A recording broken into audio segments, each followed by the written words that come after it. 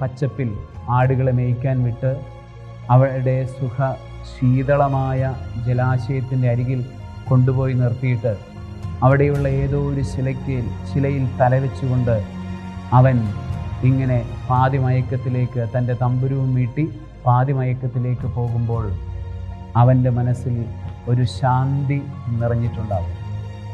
ആ ശാന്തിയിൽ നിന്നാണ് അവൻ പാടുന്നത്, കർത്താവാണ് എൻ്റെ ഇടയൻ, എൻ്റെ അപ്പനല്ല എൻ്റെ ഇടയൻ, എൻ്റെ ജ്യേഷ്ഠന്മാരാരുമല്ല എൻ്റെ ഇടയൻ, എൻ്റെ കുടുംബത്തിലുള്ള ആരുമല്ല എൻ്റെ രക്ഷകൻ, അവരാരുമല്ല, എൻ്റെ ദൈവമാണ് എൻ്റെ രക്ഷകനെന്ന് ദാവീദ് പാടുന്നു.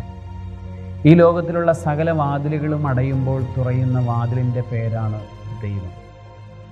ഈ ലോകത്തിൽ നമുക്കൊക്കെ വേണ്ടി ആരെങ്കിലുമൊക്കെ വാതിൽ തുറക്കാനുണ്ടെങ്കിൽ